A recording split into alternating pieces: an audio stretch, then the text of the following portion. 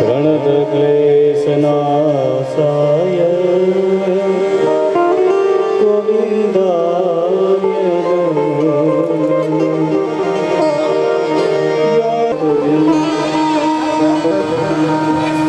અત્રે આપણી કથામાં પધારેલ છે તેમનું સ્વાગત જોશી ગોવિંદભાઈ બાલાશંકર તથા વ્યાસ ગજાનંદભાઈ દયાલાલ પદમ પર કરશે. બંને મહાત્માને વિનંતી સ્ટેજ ઉપર ઉપસ્થિત થાય.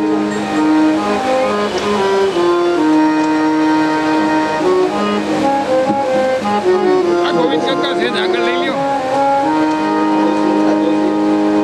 મારે આગળ લેવાનું ગયો આ બાજુ પેલું કુલર આવે.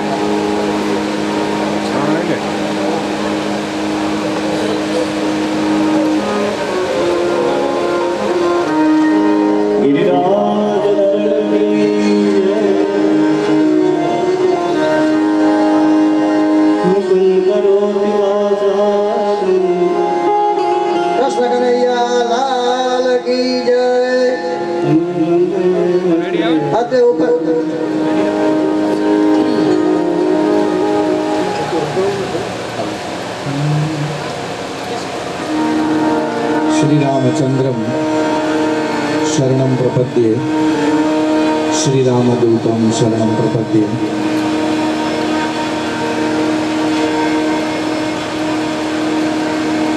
व्यासपीठ पर विराजमान पूज्य गुरुदेव को मेरा प्रणाम.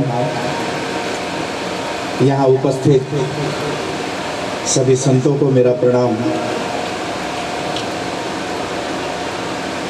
जो विद्वान यहाँ विराजमान होकर श्रीमद् भागवत जी के दिव्य मंत्रों का पठन कर रहे हैं उनको मेरा प्रणाम. सरस्वती के उपासक वाद्य वृंद पर बैठे आप सभी को प्रणाम और यहाँ पर उपस्थित आप सभी को भी मेरा प्रणाम. जय सिया राम. जय सिया राम. सज्जनों कोशिश करिए कि मुस्कुरा दे एक बार.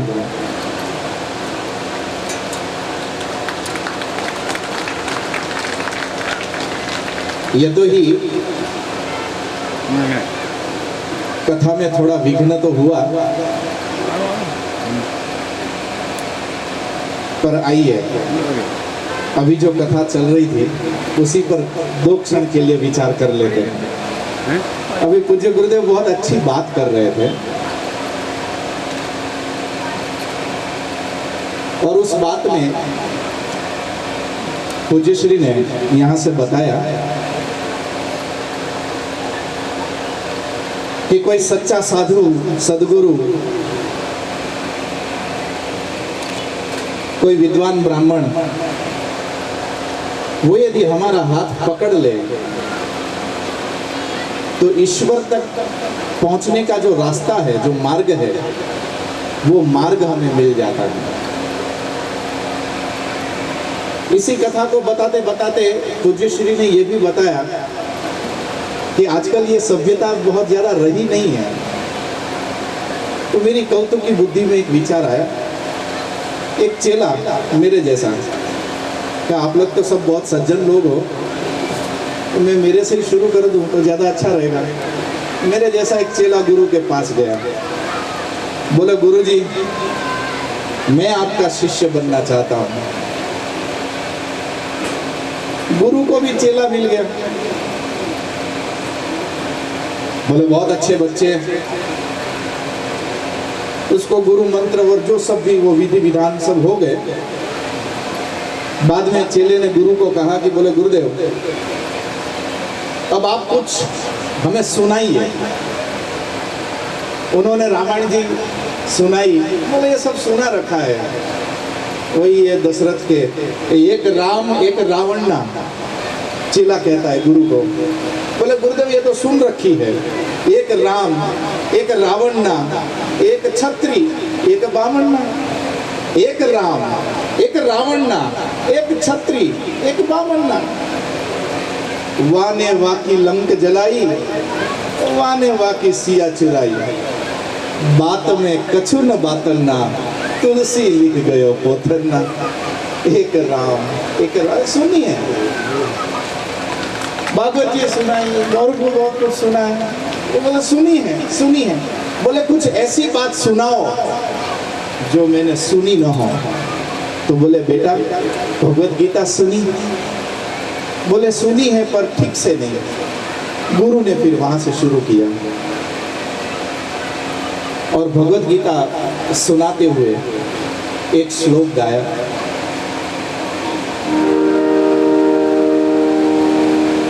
और श्लोक का भावानुवाद देते हुए गुरु शिष्य को समझा रहे हैं।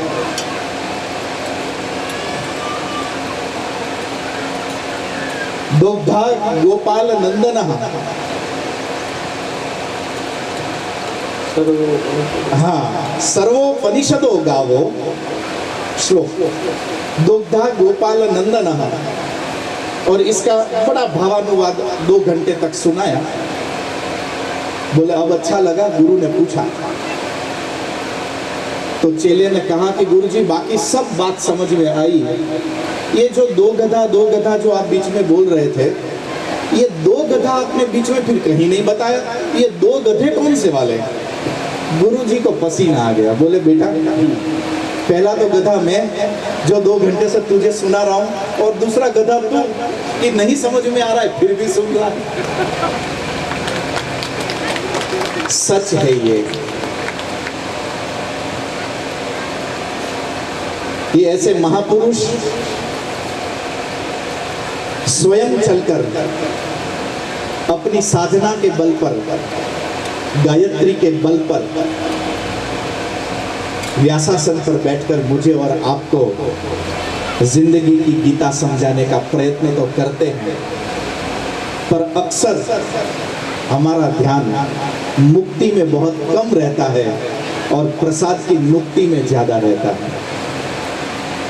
और इसीलिए और उस कथा के बाद पंचम स्कंद की प्रियव्रतोत्तान पादो, प्रियव्रत और उत्तान पाद की उस दिव्य कथा की ओर भगवान सुखदेव जी महाराज इस कथा को लेकर जा रहे हैं। यदि पूज्य श्री आदेश करे तो उत्तान पाद को ले चलो। तो ये है उत्तान पाद। प्रियव्रत और उत्तान पाद ये दोनों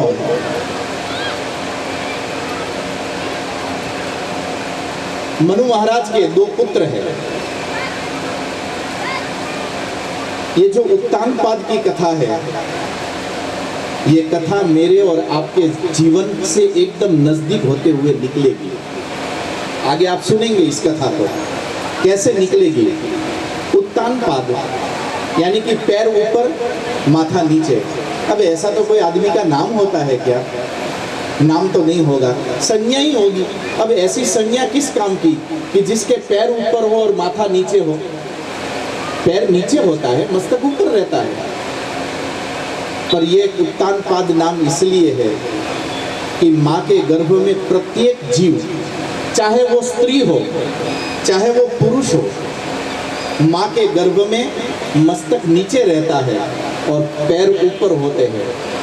और यही जन्म लेकर जीव जगत में जब आता है तब उसको गंतव्य होता है ईश्वर, पर वो मोह माया में फंसता चला जाता है। जिस प्रकार उत्तान पाद सुनीति और सुरुचि के प्रेम जाल में फंसा, पर सुरुचि से ज्यादा प्रेम करता है वो, और सुनीति से बहुत कम प्रेम करता है। मेरा और आपका भी तो ऐसा ही है। जो सिद्धांत है छोड़ो ने, आવું तो બધું બાપજી બોલ્યા કરે, આવું બધું આપણે ધ્યાનમાં નહીં રાખવાનું। કથામાં અડધી કલાક બેસીએ ને એટલે આમે મુક્તિ તો મળી જ જવાની છે, તો પછી આવા પુણ્ય ન કરીએ તો ના ચાલે। ऐसा बोलकर हम लोग सत्य को टाल देते हैं, सिद्धांत को टाल देते हैं। नीति में रहना ये पाठशालाओं में पढ़ाया जरूर जाता है, जिंदगी में आचरण कभी नहीं लाया जाता है। बड़ी मजे की बात तो ये है कि यहाँ पर आयोजक भी संत है और व्यास भी संत है। क्योंकि हम लोग बहुत छोटे थे जब ठीक से चलना नहीं आता था, तब पूज्य गुरुदेव के हाथ पकड़कर हम चले हैं। संस्कृत के सुभाषित से लेकर इस शास्त्र को आप ही ने हमें पढ़ाया। और मजेदार बात यह है कि अभी मुझे पूछ रहे थे उतारे पर, बोले तेरी कितनी कथाएं हुई होगी, तो बड़े खुश हो रहे थे। जैसे पिता पुत्र के विकास को देखकर प्रसन्न होते हैं, उसी प्रकार सदगुरु भी अपने शिष्य के विकास को देखकर प्रसन्न जरूर होते हैं। तो उत्तानपाद को सुनीति से प्रेम नहीं है, सुरुचि से प्रेम ज्यादा है। सुरुचि मीन्स लाइकिंग, जो हम पसंद करते हैं। डॉक्टर मना करे शुगर मत खाना, चॉकलेट देखो मुंह में पानी आ जाए, अरे डॉक्टर का तो काम है, एक गोली ज्यादा ले लेंगे, क्या फर्क पड़ता है। और ऐसा करके चुपचाप चॉकलेट खा भी ले और बाद में एक गोली ज्यादा भी ले ले शुगर की। इसको बोलते हैं सुरुचि से ज्यादा प्रेम, सुनीति से प्रेम नहीं है। प्रातःकाल ब्रह्म मुहूर्त में उठना, वहां से लेकर रात्रि पर्यंत सत्कर्मों में लगे रहना, एक जीवन का उद्देश्य है, एक सज्जीवन का एक उपक्रम है। आप जी के तो देखिए, मैं जब से मुझे याद है, अभी भी मैंने आपके उतारे पर वो संध्या का पटिया और आसन देखा। बचपने से हम देखते आ रहे हैं कि कभी त्रिकाल संध्या गुरुजी ने छोड़ी नहीं होगी, गायत्री छोड़ी नहीं। और ऐसा जीते हुए मैंने आपको देखा है। और फिर भी संसार का कोई व्यक्ति ऐसा नहीं कह सकता है कि अशोक भाई गुरुजी को हमने बोला था पर उन्होंने मना कर दिया, उन्होंने बोला कि समय नहीं है। इन्होंने कभी किसी को मना नहीं किया, सबके लिए काम किया। तो यदि एक व्यक्ति साधु चरित जीता हुआ हम लोगों के बीच में जी सकता है, अभी जैसे व्यासासन से कहा जा रहा था संतों के लिए, एक छोटी सी पर्णशाला में रहकर वो लोगों को भोजन करा सकते हैं, तो फिर भला हम कैसे न करा सके। सच्चाई ये है कि मोहवश हम लोगों से छूटता नहीं है। जेब से पैसे निकल भी जाए ना, और यदि 500 की नोट निकल गई हो तो देखते हैं 100 वाली कहाँ गई, निकालो। मोहवश छूटता नहीं है। तो ये है सुरुचि से प्रेम, सुनीति से नहीं। पर याद रखना, सुनीति का बेटा ध्रुव निकलता है और सुरुचि का बेटा उत्तम जरूर निकलता है, काम का नहीं रहता है, कुबेरों से वो हारता है। यदि अपने संसार को आप स्थिर, मजबूत, शाश्वत और उपकारी करना चाहते हैं तो जीवन सुनीति की ओर बढ़े। इसलिए पंचम स्कंध की ये कथा प्रारंभ होती है। मैं आप लोगों की और कथा के बीच में ज़्यादा नहीं रहूँगा, क्योंकि मुझे दूर तक जाना भी है और कल मुझे अपने कार्यक्रम में पहुँचना भी है। इसलिए मुझे जल्दी निकलना था, तो मैंने ये थोड़ा दुराग्रह कर लिया। उसके लिए मैं क्षमा चाहता हूँ। आप सभी को जय सिया राम। बापड़ा चरणों में वंदन। अत्र उपस्थित परम पूज्य श्री देवनाथ बापू, महान श्री एकल शक्तिधाम भरूडिया, તેમનું સ્વાગત પંડ્યા નરભયશંકર ગૌરીશંકર શિકારપુર તથા રાજગઢ તથા જોશી રાજેશભાઈ કરશે। તે લોકો સ્ટેજ માટે ઉપસ્થિત ઉપર ભોલા મહારાજ અને નરભયશંકરભાઈ બંને સ્ટેજ પર ઉપસ્થિત થાય બાપુનું સ્વાગત કરવા માટે।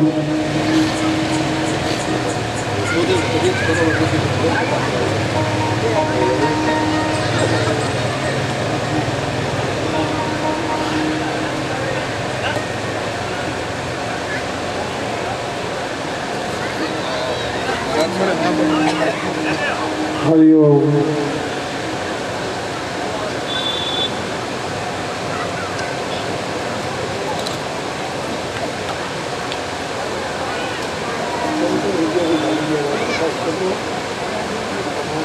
ફોર્મ ઘટાડી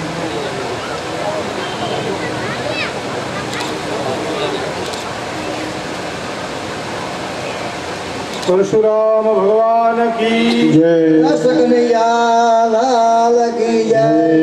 एकल मात की जय। અત્રે ઉપસ્થિત પરમ પૂજ્ય ભગવત ગિરિજી બાપુ મહાન શ્રી સંધ્યાગીરી વેદ વિદ્યાલય સામેખિયાળી એ એમનો અમૂલ્ય સમયનો ફાળો આપી અત્રે ઉપસ્થિત થયેલ છે તેમનું સ્વાગત ડીઘારી પ્રવીણભાઈ બાબુલાલ સામેખિયાળી, જોશી પ્રકાશભાઈ કેશવલાલ નીલપર કરશે. તો બંને ભાઈઓ સ્ટેજ પર ઉપસ્થિત થાય.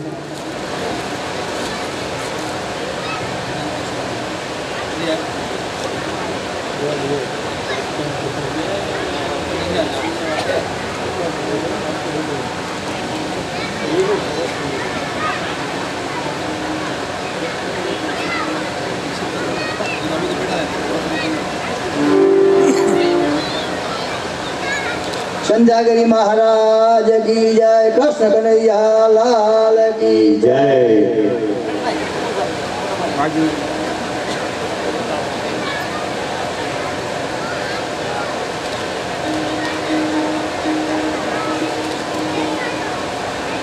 બાપુ સાથે પધારેલ ચંદ્રગીરીજી બાપુ સંધ્યાગીરી મઢી સામેખિયાળી, તેમનું સ્વાગત મહેશભાઈ તેજરામ જોશી અને નાના વટિયા ધર્મેન્દ્રભાઈ મણીલાલ કરશે. તો બંને ભાઈઓ સ્ટેજ પર ઉપસ્થિત થાય. બંને સ્ટેજ ઉપર આવવા વિનંતી. મહેશભાઈ તેજરામભાઈ અને ધર્મેન્દ્રભાઈ નાણાવટી.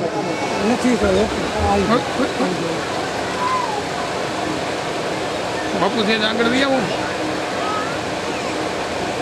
મહારાજ.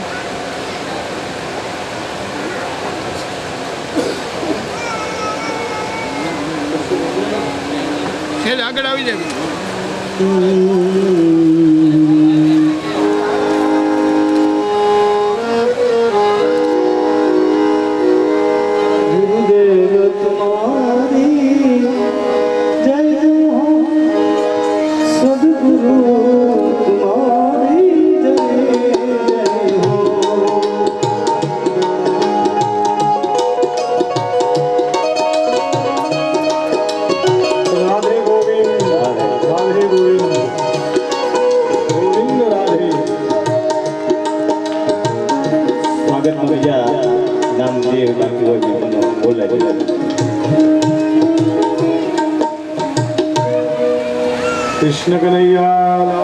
કૃષ્ણ કનૈયા લાલ કી જય. અત્રે ઉપસ્થિત વાઘેલા રઘુભા કેશુભા અગ્રણી શ્રી ક્ષત્રિય સમાજ ભચાઉ આપણા આમંત્રણને માન આપી અત્રે પધારેલ છે. તેમનું સ્વાગત જોશી નટુભાઈ હરગોવિંદભાઈ ફામલીવાળા કરશે. તો નટુભાઈની વિનંતી ઉપસ્થિત થાય. સ્ટેજ પર નટુભાઈ.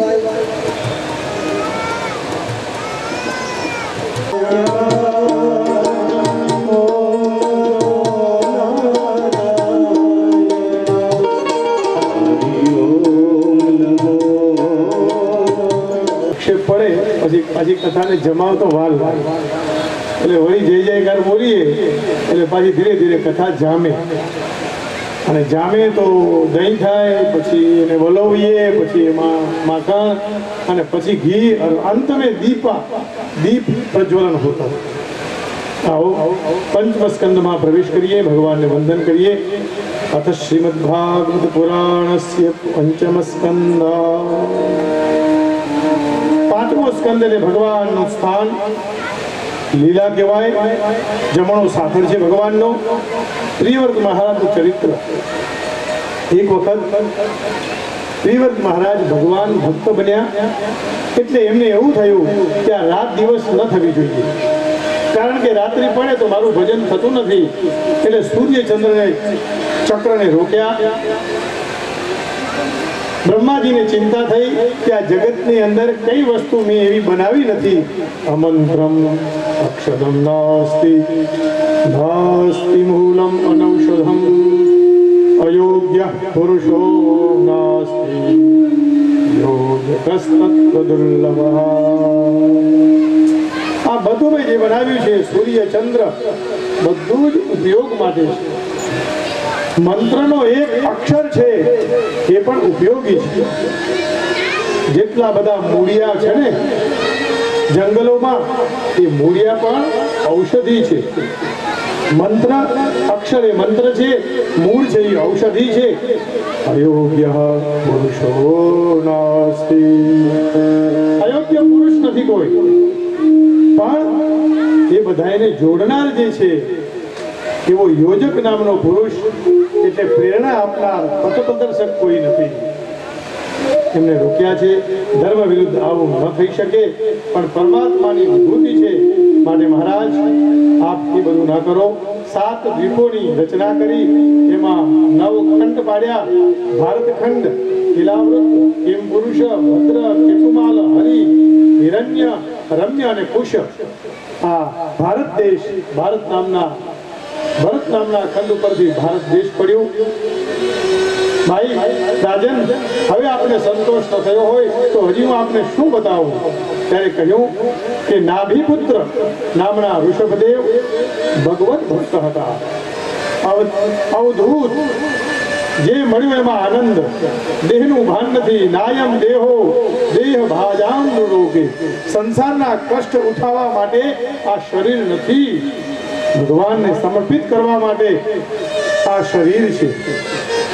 અરે ભાઈ, ઋષભદેવની કેવી પરિસ્થિતિ, કેવી અવધૂતની સ્થિતિ છે.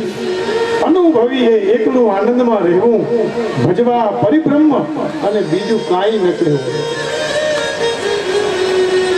ગુરુ ન સસ્યાત સ્વજનો ન સસ્યાત. ભજનમાં જે વિક્ષેપ કરે એ ગુરુ હોય તો ગુરુને પણ છોડી દેવા, સ્વજન હોય સ્વજનને છોડી દેવા, પણ ભજનમાં વિક્ષેપ કરે તો. ડોંગરીજી મહારાજને ત્યાં દર્શન કરવા જાઓ તો પ્રસાદ આપે ને પછી આમ કે જાઓ નિકલો યહાં સે ભજન કરને લો.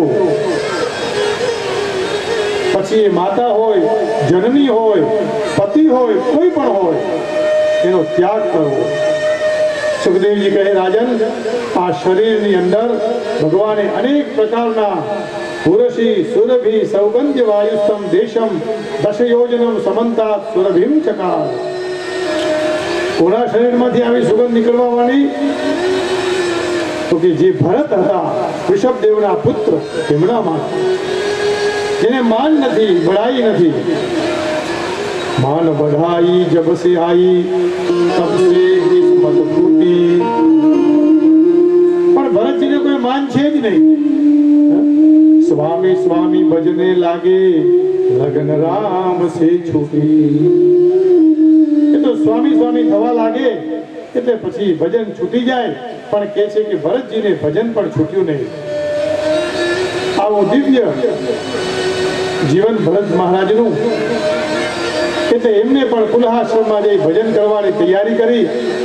એમનો દીકરો પુત્ર સુમતિ, એને સત્તાનો ભાર સોંપ્યો.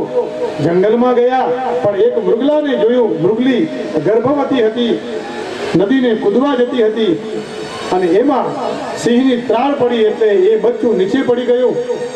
ભરતજી જોઈ ગયા છે, દયા આવી છે, એટલે બચ્ચાને લઈ આશ્રમમાં લઈ આવ્યા. એક મૃગા કે સંગતે ભરત ધરી મૃગથી उनकी कौन गति जो घर घर करत सने. कितना बढ़िया सुंदर अर्थ दिखलाया. एक મૃગના બચ્ચામાં જેને મોહ લાગ્યો અને બંધાઈ ગયા. અને આપણે તો ઘરે ઘરે પ્રેમ.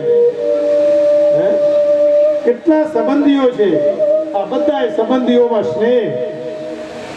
તો એની દશા શું થાય? જો ભરતજીની આવી સ્થિતિ હોય તો મારી તમારી સ્થિતિની શું વાત કરીએ? મામાને ત્યાં જવું,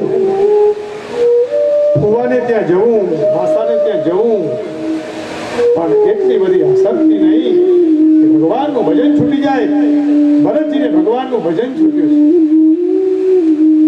અને પહેલો જન્મ રાજાનો હતો, બીજો જન્મ મરતા મરતા મૃગલાને યાદ કર્યો એટલે મૃગલાનો થયો, અને ત્રીજો જન્મ પાછો જડ ભરત તરીકે થયો છે. જડ અવસ્થામાં છે. એક વખત ક્યાંક જતા હતા તો કાલીના ઉપાસકોએ પકડ્યા અને કહ્યું કે આને લઈ આવો, બહુ સારો તગડો અને મસ્ત છે, એની આપણે બલિ આપી દઈએ. માતાજીની પાસે લઈ ગયા, પણ માએ એનું રક્ષણ કર્યું, બલિ સ્વીકારી નહીં. ભરતજી ત્યાંથી ચાલતા થયા છે. ઘરમાં રાખવા તૈયાર નથી. ભાભી મેણા આપે છે. ઘરમાં કામ ન કરો તો આપણે કોઈના કામના નથી. આ કામ છે એટલે જ આપણને બધા સત્કારે છે. એક વખત એક મહાત્માને ત્યાં કોઈ બાળક આવ્યો અને ભજન કરવા લાગ્યો. ઘરનાઓને ચિંતા થઈ, એને પાછો લેવા માટે પ્રયત્ન કરે છે. આવો સાહેબ, નમસ્કાર. પણ બાળકનું મન તો ભગવાનના ભજનમાં લાગ્યું હતું. મહાત્માની જોડે ભજન કરે, નિત્ય ભજન. ઘરના લોકો બોલાવવા આવ્યા કે આવો, તું ઘરે આવી જા, ક્યાં આ સાધુ મહાત્માની જોડે રહ્યો છે? મહારાજે કીધું, સારું એને લઈ જાઓ. થોડા દિવસ ઘરે રાખ્યો. હવે આ તો ભજન કરવાનું એટલે વળી પાછો સવારે ઉઠીને ભજનમાં લાગી જાય.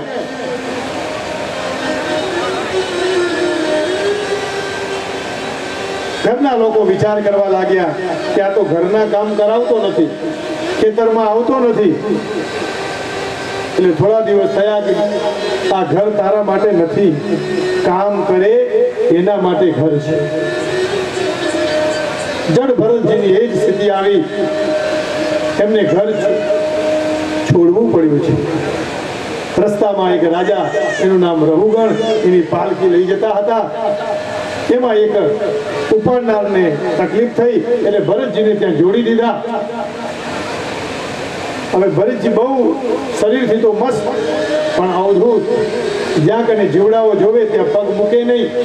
પાલખીમાં રાજાને લાગે, મસ્તક લાગ્યું. એટલે રાજાએ કહ્યું કે આ નવો કોણ છે? એટલે રાજાએ ત્યાંથી નજર કર્યું, જોયું અને કહ્યું કે ઇતને બડે મસ્ત મોટે આદમી क्या पालकी उठा नहीं सकते? બીજી વાર ત્રીજી વાર માથામાં લાકડું વાગ્યું.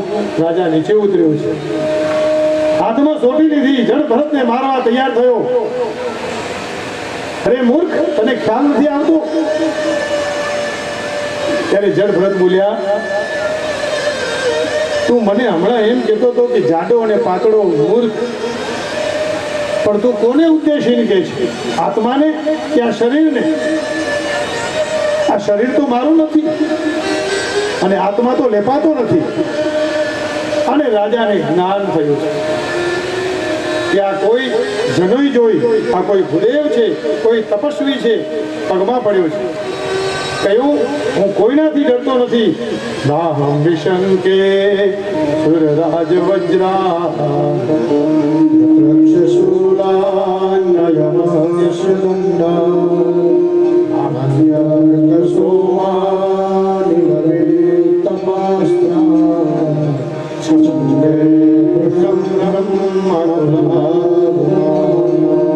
अरे भाई, मैं ब्राह्मण से डरता हूँ, उसका अपराध नहीं होना चाहिए.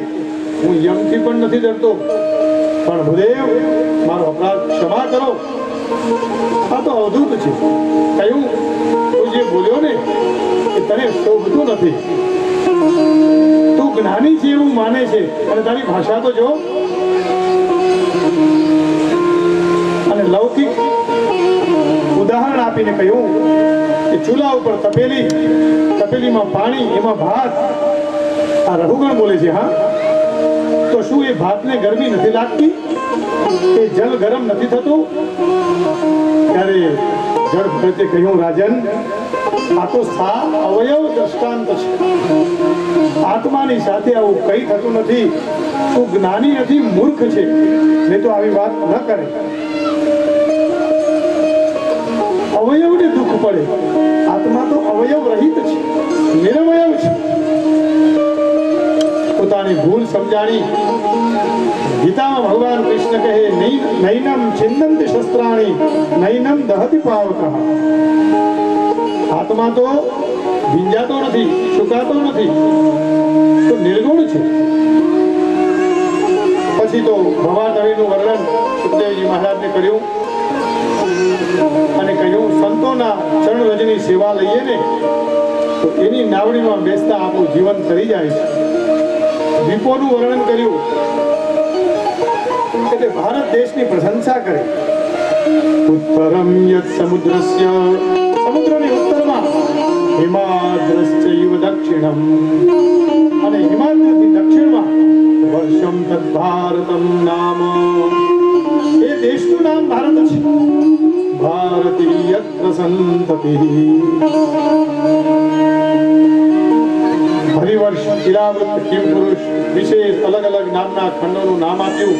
અજનાભનું ખંડનું નામ આપ્યું. એ આ ભારત ભૂમિ છે જે પૃથ્વીને પણ વંદન કરે છે. ભારત દેશમાં અનેક ગામોમાં હજારો સેવકો નમસ્તે સદા, आवाज निकालिए पंडित लोग, नमस्ते सदा मातृभूमि.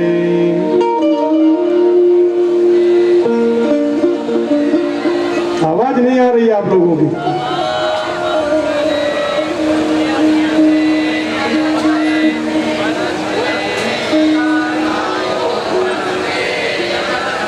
अरे ऐसे नहीं, ये वीर की भाषा है और वीरता से बोलना चाहिए. नमस्ते सदा वत्सले मातृभूमि, हे भूमि, हमें आपने वंदन करिए છીએ.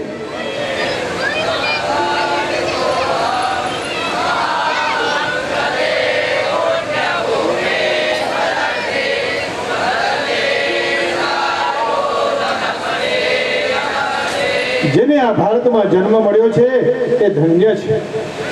ભલે ને લોકો કહે કે વિદેશમાં આમ છે, પણ અહીંયા તો દેવતાઓ પણ જન્મ લેવા તરસે છે. મને તમને એનો અનુભવ નથી થતો. કોઈ સદગુરુ સંત મળી જાય તો થઈ જાય. યત્ર વૈકુંઠ કથા સુધા પગા, અરે ભારતમાં જ્યાં જાઓ ત્યાં સત્સંગ, અને જ્યાં સત્સંગ ન થાય એ જગ્યાને છોડી દેજો એમ કે છે. સ્વર્ગથી જે શાંતિ નથી એ ભગવદ હરિનામમાં છે. અતલ વિતલ સુતલ જેમ બીજા સ્કંદમાં વર્ણન આવ્યું, એવું ને એવું આ પાંચમા સ્કંદમાં, છઠ્ઠા સ્કંદમાં આવીએ, પ્રવેશ કરીએ. પોષણ લીલા છે, ભગવાનનો ડાબો ઉરુ છે, નામની મહત્તા બતાવી છે. 18 પુરાણ છે એ એક શ્લોકમાં પણ કરી શકાય. હા, યાદ.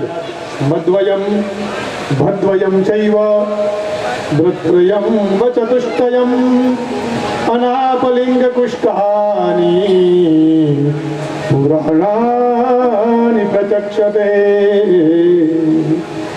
એક શબ્દથી કીધું મદ્વયમ. મ એટલે કયું પુરાણ આવે? કોઈને યાદ આવે? મદ્વયમ, મ 2 છે. મત્સ્યપુરા, વાહ, જાણે છે ભાઈ. તો છઠ્ઠા સ્કંદમાં અજામિલોપાખ્યા. અજા એટલે માયા, અને એને જે મળી ગયો છે એનું નામ અજામિલ. પરીક્ષિત મહારાજની સામે સુખદેવજીએ ભયંકર નરકનું વર્ણન કરેલું. નરકથી કાપી ગયેલો પરીક્ષિત કહે છે કે પ્રભુ બસ કરો, હવે આ નરકનું વર્ણન હું સાંભળી શકતો નથી. જો હું નરકનું વર્ણન સાંભળી ન શકતો હું તો નરકમાં પડું તો મારી દશા શું થાય? કેવી સ્થિતિ આવશે? પરીક્ષિતે કહ્યું કે હરિના નામથી ધોબી ઘાટ ઉપર જઈ સાબુ લગાવીએ, એને રગડીએ તો એમાંથી આ મેલ નીકળી જાય, તો પછી હરિનામના નેહાથી જીવન ધન્ય બને. એક હરિના નામથી જેમ સૂર્યનો ઉદય થાય ને અંધકાર જતો રહે, એમ હરિના નામથી પાપ બધા નષ્ટ થાય છે. અજામિલના દીકરાનું નામ નારાયણ હતું. એક વખત સંતો એમને ત્યાં જમવા આવેલા.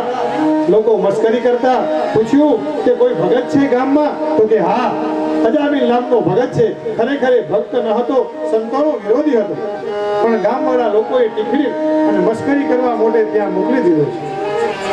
પણ અજામિલના ઘરેથી એના પત્ની બહુ ભક્તિ ભાવવાળા સંતોને જમાડ્યા. સંતોએ આશીર્વાદ આપ્યા કે તમારે ત્યાં સંતાન થશે, પણ એક શરત, એનું નામ નારાયણ રાખજો.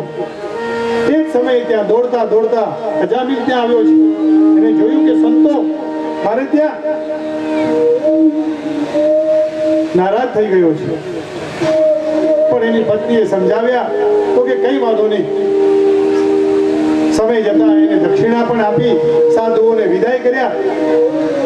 વિદાય લેતી સમયે કહ્યું કે તમારા દીકરાનું નામ નારાયણ રાખજો. કેટલી દક્ષિણા અમને આપો, અમારે બીજી કોઈ દક્ષિણા જોતી નથી. કહ્યું સારું મહારાજ, અમે એનું નામ નારાયણ રાખીશું. બન્યું એવું, અજામેલ બીમાર પડ્યો, મૃત્યુ શૈયા ઉપર છે. પાછળ થોડો અવાજ ન થાય એવું કરો બાપા, કૃપા કરો.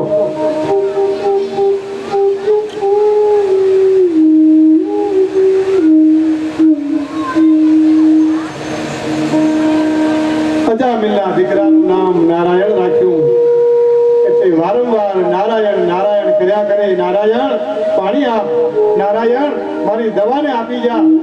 આ નારાયણના નામના પ્રભાવથી અજામિલ કર્યો છે.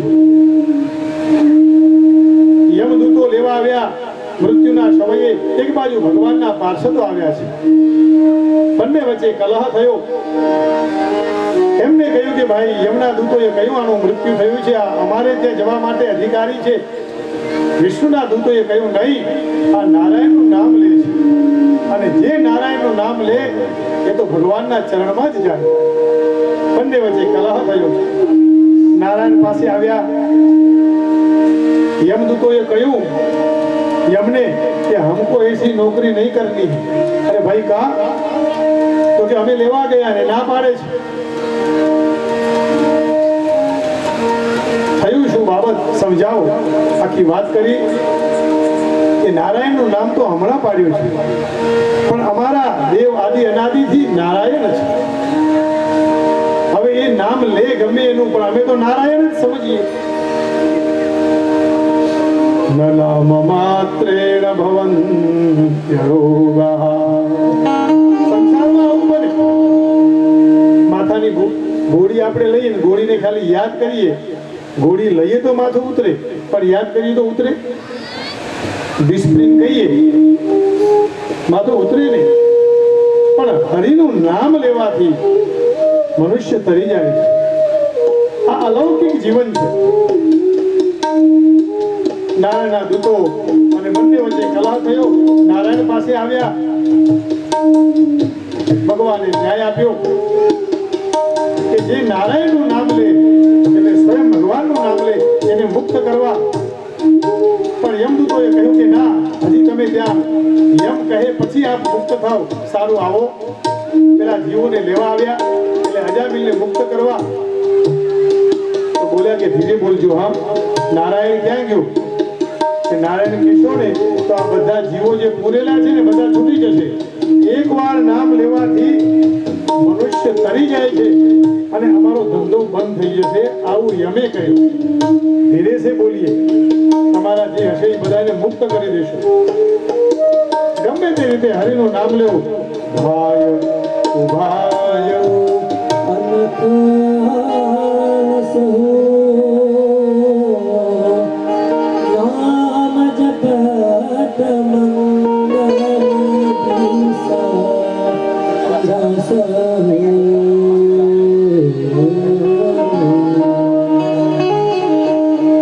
તમે ભાવથી ભજો, કુભાવથી ભજો, ભગવાન પ્રાપ્ત થાય છે.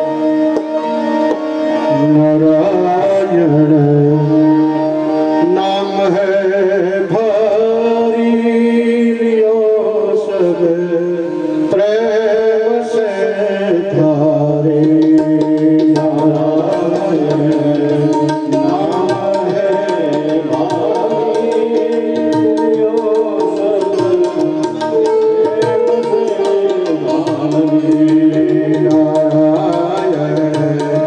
नाम है भारी लियो सब प्रेम से धारे.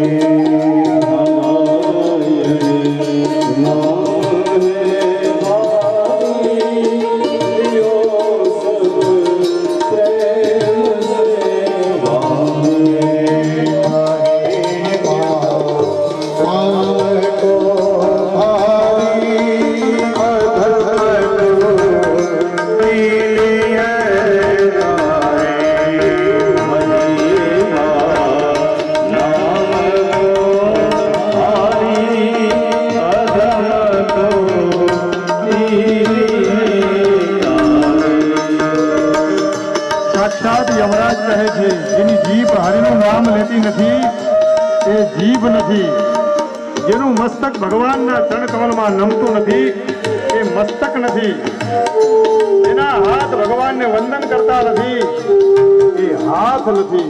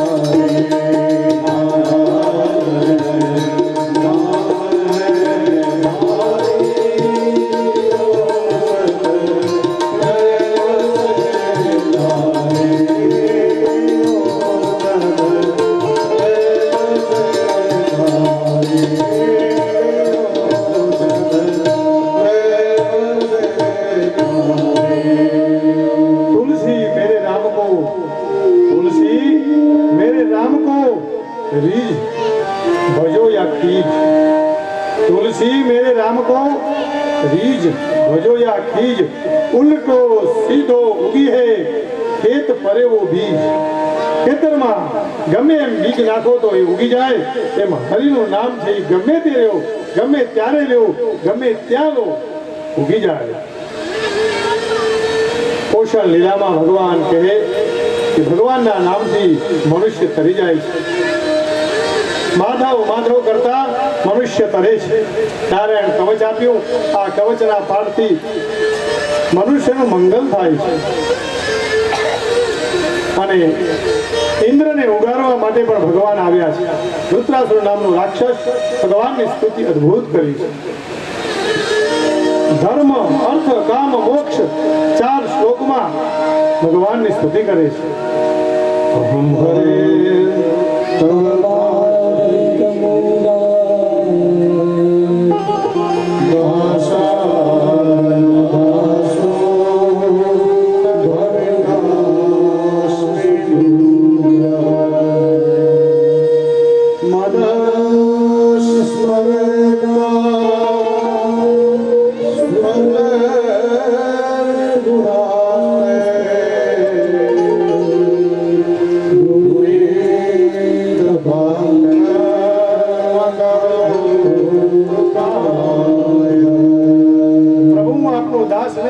મને દાસાનો દાસ બનાવો. આ ધર્મ માંગ્યો છે, અર્થમાં માંગ્યું મારે સ્વર્ગ ન જોઈએ, રાજ્ય ન જોઈએ, યોગની સિદ્ધિ ન જોઈએ, અને મને મોક્ષની પણ ઈચ્છા નથી. ત્રીજી વસ્તુ બહુ સરસ માંગી, પ્રભુ અજાત પક્ષા માતરં ખગા સ્તન્યં યદા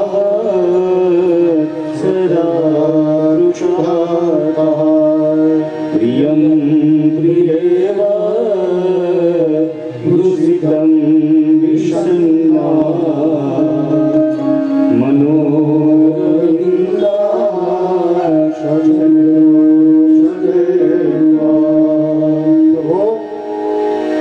જે બચ્ચાઓના જન્મ પછી હજીની પાંખ આવી નથી, એવા બચ્ચાઓ માટે એની માં આકાશમાં ખોરાક માટે ફરે આખો દિવસ, અને સાંજ સુધી આવે નહીં, મોડી આવે, એની રાહ જે બચ્ચા જોવે છે, એમ પ્રભુ હું આપની રાહ જોઉં છું. નારાયણ આપ આવો. આમ તો બચ્ચાને પાંખ હોત તો ઓડી શકત, પ્રભુ મને પાંખ નથી. કે નાનકડું બચ્ચું જે માની રાહ જોવે છે, એમ પ્રભુ હું આપનો ઇંતજાર કરું. કેટલા વર્ષો થઈ ગયા. હે દીનાનાથ, હે ગોપાલ, ક્યાં સુધી રાહ જોવડાવશો? સ્તન્યમ યથા વત્સ સતરાક્ષુધા ગાયોના વાછડાઓ જેમ ગાયની રાહ જોતા હોય ક્યારે દૂધ મળશે. યમ પ્રિયેવ વિષિતમ વિષન્ના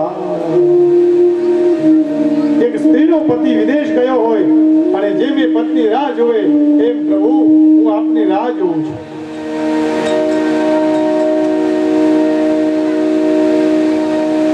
કેટલા સરસ દ્રષ્ટાંત આપી અને સમજાવ્યું કે પ્રભુ હવે તો આપ પધારો.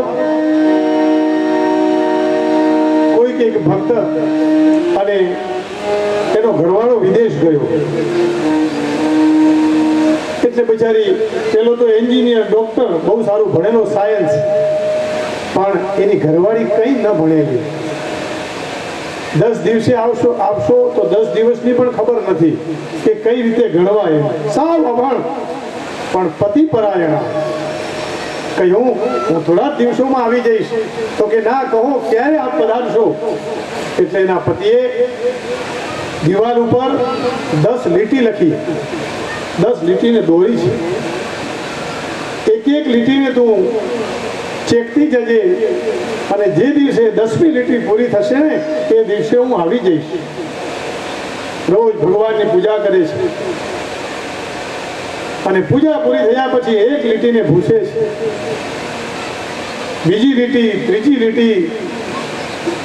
આ તો લૌકિક પ્રેમ છે પણ પ્રભુ જેમ એ રાહ જુએ છે એમ હું આપની રાહ જોઉં છું. 8મો દિવસ, 9મો દિવસ અને પછી એ અકળાઈ ગઈ છે કે ક્યારે આવશે. જ્યારે પૂજા કરીને ઊભી થઈ અને ભૂસવા ગઈ ત્યાં તો એનો પતિ ઘરમાં છે. રાજી થઈ ગઈ. કામ, ક્રોધ, લોભ, મદ, મોહ આ બધા વિકારોને ભૂસીએ ને તો આ જગતનો પતિ આપણને મળશે જ.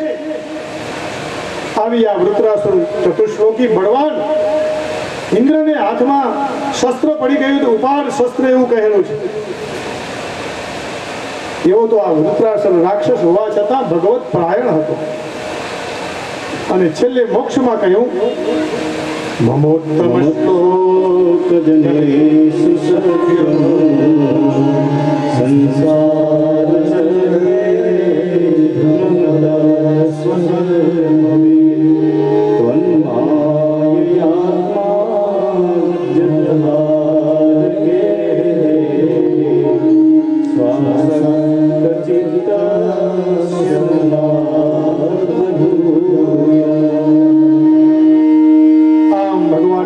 કરી પ્રભુ મારે કઈ ન જોઈએ, આપના ચરણમાં નિવાસ જ જોઈએ.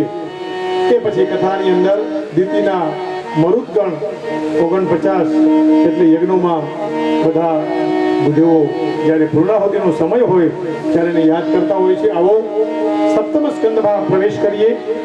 સપ્તમ સ્કંદ એટલે સ્તુતિ કથા. જમણા હાથની હથેળી, ભગવાનની જમણા હાથની હથેળી એટલે 7મો સ્કંદ છે. અને પ્રહલાદ ચરિત્રની શરૂઆત પરીક્ષિત મહારાજે કરી. સાંભળવાની શરૂઆત કરી, કહેવાની શરૂઆત સુખદેવજીએ કરી છે. બહુ સુંદર પ્રશ્ન કર્યો કે પ્રભુ આપ સમદર્શી છો કે અન્યાય કરો છો? બધાને માટે ન્યાય. તમે તો દૈત્યોને છેતરો છો અને દાનવોને સાથ ના આપવા કરતા દેવોને સાથ આપો છો. આ તો અન્યાય કહેવાય. તમે સમદર્શી નથી પ્રભુ. એટલે ગીતામાં ભગવાન કહે મમ વર્તમાન વર્તન્તે મનુષ્યા પાર્થ સર્વશઃ ये यथा मां प्रपद्यन्ते तां तथैव भजाम्यहम्. ભાઈ શિશુપાલે ગાળો દીધી તો શિશુપાલ ભગવાનમાં જ સમાયો અને શિશુપાલ પછી કંસ એનું પણ તેજ ભગવાનમાં સમાયું. એટલે ભગવાનને દૈત્ય હોય કે દેવ હોય એમના માટે તો બધા સમર્થ છે, સમાન છે. પણ કોઈ પણ રીતે ભગવાનના ચરણમાં આપણું મન મૂકવું એ ભક્તની ફરજમાં આવે છે. ભક્તના 4 પ્રકાર બતાવ્યા. ચતુર્વિધા ભજન્તે મામ જના સુખનોર્જુન આર્તો જિજ્ઞા સુરેર્થાર્થી જ્ઞાની ચ ભરતર્ષભ. કોઈ ભગવાનનું દર્શન કરવા જાય તો દુઃખ લઈને જાય છે, કોઈ જિજ્ઞાસુ છે, કોઈ પૈસા માંગવા જાય, પ્રભુ ધન આપો. એક ભગત હનુમાનજીને જઈને રોજ કે પ્રભુ લગ્ન તો થઈ ગયા છે, તમે ભલે બ્રહ્મચારી હો પણ એ કામ તો તમે મારું પૂરું કર્યું, હવે સંતાન આપો. આવો રોજ જઈને કે. હવે એના પૂજારી હતા એ રૂની પૂણી જેવી બહુ જ સરસ મોટી દાઢી, વ્યાસજી જેવા પરમ પવિત્ર. એ વિચાર કરે કે રોજ આવીને બચારો ભક્ત પાછો જાય છે, એનું મંગલ કરવા માટે તો કંઈ કરવું પડે. એટલે વળી પેચો ભક્ત આવીને ઉભો રહ્યો કે હે હનુમાનજી મહારાજ પુત્ર આપો. એટલે દાદા પૂજારી પાછળ ઉભા રહીને કે ભગવાનની મૂર્તિની પાછળ જ હનુમાનજીની કે ભાઈ મારે જ પુત્ર નથી, હું તને ક્યાંથી આપું. થોડો ચમક્યો. પછી એને વિચાર આવ્યો કે હા આ તો બ્રહ્મચારી છે, એ તો કનૈયા પાસે માંગવું પડે, ભગવાન નારાયણને પ્રાર્થના કરવી પડે. આવો આ ભગવાનના હાથથી ભગવાનની સેવા કરીએ એવા ભાવથી. દૈત્યો ભગવાનનું ભજન નથી કરતા. ભગવાન કે આ હાથ ભજન માટે છે, સેવા માટે છે. દૈત્યો કે અમારાથી ભજન થાય નહીં. હોય ભજન નહીં તામસ દેહા. અરે અમારું આ શરીર તામસ દેહથી ભરેલું છે પ્રભુ, અમે કઈ રીતે ભજન કરીએ. હોય ભજન નહીં તામસ દેહા, મન ક્રમ વચન મંત્ર દ્રઢયતા. કથામાં થોડી વાર બેસીએ એટલે અમારી ઈચ્છા ન થાય, અમે તો મંડપની બહાર ફર્યા કરીએ, અમારું મન ન લાગે એમાં. અને જો દૈત્યો ભગવાનની પાસે જ્યારે જ્યારે આવે ત્યારે ઝઘડવા જ આવે છે અને લડવા આવે. ભગવાન જન્મ લે. રાવણ આવ્યો, ભગવાને રામ જન્મ લીધો. કંસ આવ્યો, ભગવાન કૃષ્ણ થઈને આવ્યા. દૈત્યોને મારવા પણ આવે અને દૈત્યોનો ઉદ્ધાર કરવા પણ ભગવાન આવે. સમજાવ્યું કે ભજન કર તો તારું મંગળ થશે. પણ દૈત્યો ભગવાનનું ભજન નથી કરી શકતા. કહ્યું જેમ ઈયળને ભમરી લઈ અને એક માટીમાં પૂરી દે અને પછી એ ધીરે ધીરે ધીરે એ ઈયળ ભમરી બની જાય, એમ ભગવાનનું ભજન કરીને એક વખત તારું મન પણ ભગવાનમાં લાગી જશે. પણ મન એનું માનતું નથી. ગોપીઓએ ભગવાનને પ્રસન્ન કર્યા ભાવથી. કંસે ભગવાનને ભજ્યા ભયથી. અને રાજાઓએ ભગવાનની સાથે અન્યાય કરી ભગવાનને ભજ્યા એટલે ભગવાન મળ્યા. કોઈ પણ રીતે ભગવાનને ભજો, ભગવાન પ્રાપ્ત થાય જ. પરીક્ષિતે સુખદેવજીને પ્રશ્ન કર્યો, ભગવાન સમદર્શી છે, હું તમને જવાબ આપું. તો કે અમે જ્યાં જોયું ત્યાં દૈત્યોને મારતા જ જોયા છે, ક્યાંય દૈત્યોનું રક્ષણ કરતા અમે જોયા નથી. ત્યારે શરૂઆત કરતા કહ્યું દ્વાદશ મહાભાગવત છે, એમાંના પ્રહલાદ એક ભાગવત છે. દૈત્ય વંશના છે પ્રહલાદ અને બલ્લી બંને. અને હિરણ્યકશિપુ ભગવાનનો ખૂબ વેરી હતો. ભગવાન તો એમ કે વેરથી ભજે ને તો પણ હું એનો ઉદ્ધાર કરું છું. તો પછી પ્રહલાદ ઉપર અનુગ્રહ કઈ રીતે કર્યો? એ તો દાનવ છે. હિરણ્યકશિપુ ભગવાનનો કટ્ટર વેરી. એને નક્કી કર્યું કે ભગવાનની સાથે યુદ્ધ કરીશ, લડીશ, પરાસ્ત કરીશ. મંદરાચલ પર્વત ઉપર તપસ્યા કરવા ગયો છે. બ્રહ્માજી પ્રગટ્યા અને એને વર માંગવાનું કહ્યું, વરમ ભ્રુજાત, અને વરદાન આપ્યું છે, અમર થવાનું વરદાન આપો. બ્રહ્માજી બોલ્યા કે સૃષ્ટિમાં એવી વ્યવસ્થા છે જ નહીં. બ્રહ્માજી બોલ્યા વરદાન બહુ દુર્લભ છે, છતાં હું તને આપું છું. અને આપી દીધા. પણ દેવતાઓ ડરવા લાગ્યા. ખબર પડી કે આવું વરદાન આપ્યું છે, હવે આ રાક્ષસ આપણને જીવવા નહીં દે. હિરણ્યકશિપુના 4 દીકરાઓ આહલાદ, અનુલાદ, સંલાદ અને પ્રહલાદ. પ્રહલાદ કેવા હતા? જીતેન્દ્રિય, સત્યસંધ, કૃષ્ણ ગ્રહ ગૃહિત આત્મા નવેદ જગદીદૃશમ. એને ભગવાનને પોતાનો આત્મા સમર્પિત કર્યો છે. એવા કૃષ્ણ રૂપી ગ્રહ લાગે ને તો એ કૃષ્ણ રૂપી ગ્રહથી પકડાજો. પેલા 9 ગ્રહ તકલીફ આપશે તો આ મઢીમાંથી વિદ્વાનોને બોલાવીને ગ્રહ શાંતિ થઈ શકશે. પણ કૃષ્ણ ગ્રહ એવો ગ્રહ છે જેને એકવાર પકડે ને પછી ક્યારેય છોડતો નથી. સદા વક્રઃ સદા ક્રૂરઃ સદા પૂજામ અપેક્ષતે. ભાઈ આ કયો ગ્રહ? તો કે 10મો. કયો 10મો ગ્રહ? સદાને માટે વક્ર, વાંકો જ ચાલે. હા, સદા ક્રૂરઃ સદા વક્રઃ સદા પૂજામ અપેક્ષતે. હંમેશાને માટે પૂજાની અપેક્ષા રાખે. હું આવ્યો મને તમે બોલાવ્યો નહીં, મને ચા ન પાઈ, મને દિવાળીના કીધું નહીં ઘરે આવજો. ભાઈ કોણ છે આ ગ્રહ ક્યાં રહે છે? કન્યા રાશિ સ્થિતો નિત્યમ. કન્યા રાશિમાં રહે છે. કન્યા રાશિ એટલે આ બધી માતાઓ. કન્યા રાશિ સ્થિતો નિત્યમ. હવે આ બાજુ આવી જઈએ. જા માતા દશમો. આ 10મો ગ્રહ ક્યારેય શાંત નથી રહેતો, પણ ભગવાન રૂપી કૃષ્ણ જો ગ્રહ પકડાઈ જશે, આપણને પકડશે તો આપણું કલ્યાણ થઈ જશે. તમે શંકા કરી હતી ને કે ભગવાન દૈત્યોની સાથે અન્યાય કરે છે, પણ હવે આ પ્રહલાદ ધીરે ધીરે મોટો થયો એટલે એને સ્કૂલમાં મોકલવો પડે. અને સ્કૂલનું નામ હતું હિરણ્યકશિપુ લખ્યું છે આમાં, પણ હિરણ્યકશિપુ દાનવ વિશ્વવિદ્યાલય. 16 ભાગવત વિદ્યાપીઠ. એ સ્કૂલનું નામ છે શ્રી વરતંતુ સંસ્કૃત મહાવિદ્યાલય. કૌત્સ નામનો શિષ્ય અને વર્તંતુ નામના ગુરુ, આ બંને ત્યાગી છે એટલે એવું નામ રાખેલું. અહીંયા કને સંધ્યાગીરી વેદ વિદ્યાલય છે. જેનો ઉદ્દેશ્ય હોય એવું નામ રાખે. અને આ લોકોએ નામ રાખ્યું હિરણ્યકશિપુ દાનવ વિશ્વવિદ્યાલય.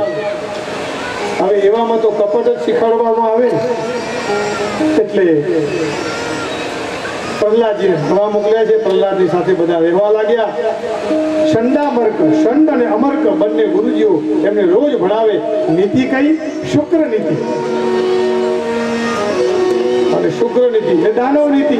કોઈનો લઈ લેવું, કોઈને કેમ પાડી દેવો, કોઈને કઈ રીતે ખરાબ કરવો, આવું બધું શીખવવામાં આવે. પ્રહલાદને આવું ઉતરે નહીં. બધું ભણવા લાગ્યા છે. હિરણ્યકશિપુ પ્રસન્ન થઈ ગયો, મારો દીકરો ભણતો થઈ ગયો. જે મા બાપ છોકરાઓને ન ભણાવે ને એ મા બાપ પાપના અધિકારી છે. શાસ્ત્રમાં એવું લખ્યું છે. હા, નશોભતે સભા મધ્યે હંસ મધ્યે કપોયથા. ભણાવવાની ફરજ છે. જ્યાં સ્કૂલ હોય ત્યાં ભણાવવા મોકલવો જોઈએ. પ્રહલાદને ભણવા મોકલ્યો છે. એટલે એક દિવસ હિરણ્યકશિપુ પૂછે છે કે બેટા, એકદા સુરરાજ પુત્રમ અંકમ આરોપ્ય પાંડવ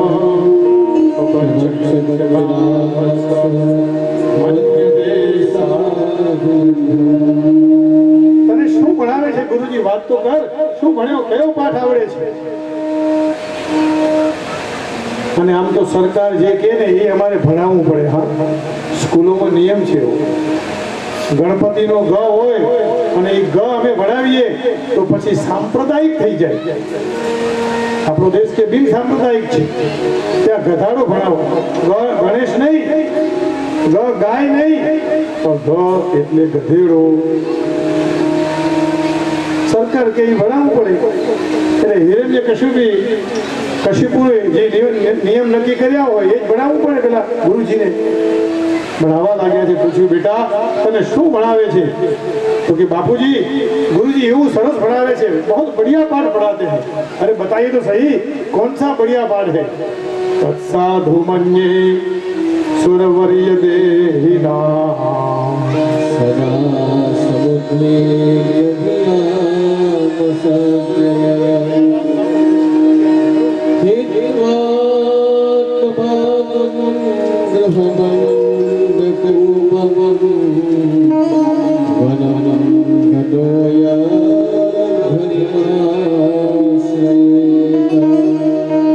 अरे पिताजी आ गृहस्थ जीवन तो अंधकूप સમાન છે. અંધારો કૂવો છે, એકવાર પડી જાય તે બીજાને પાછો પાડે છે. આંધળાઓની લાઈન લાગી હતી અને એકબીજાના સહારે ચાલતા હતા. એટલે એક આંધળાને કહ્યું કે તું ક્યાં જાય છે? તો કે બસ જાઉં છું આગળ. એટલે પેલાનો સહારો છૂટી ગયો એટલે કૂવામાં પડ્યો. હવે પેલો અવાજ કરે છે કે બહુ મજા છે હા આમાં. એટલે બીજો પણ પેલો હાથ છોડાવીને વળી પાછો અંધકૂપમાં પડે છે. આમ એક કરતા બધા કૂવામાં પડ્યા છે. સંસારમાં આપણે જોવા છતાં ભગવાને આંખ આપી હોવા છતાં આંધળા પડી જઈએ છીએ. પિતાજી આ અંધકૂપમાં પડવા કરતા હરિનું નામ લ્યો. ભાઈ અંધકૂપ કોને કહેવાય? તો જેમાં પડ્યા પછી બહાર ન નીકળીએ એને અંધકૂપ કહેવાય. અને હિરણ્યકશિપુને ક્રોધ આવ્યો. અરે મારા શત્રુની વાત કરે છે? નારાયણ તો મારો શત્રુ છે. કોઈક આપણાને અંધકૂવામાં પાડી દે અને ઝાડ પકડાઈ જાય પછી કોઈ ત્યાંથી બચાવવા વાળું પણ હોતું નથી. હા, અને આને જ અંધકૂપ કહેવાય. એ અંધકૂપની ઉપર એટલા બધા ઝાડા લાગ્યા હોય, ડાળીઓ લટકી હોય, પણ કોઈ ત્યાં લટકવા જતું નથી. જે માયાના આવરણમાં આવી જાય તે પછી લટક્યા કરે, ભટક્યા કરે, દુઃખી થઈ જાય.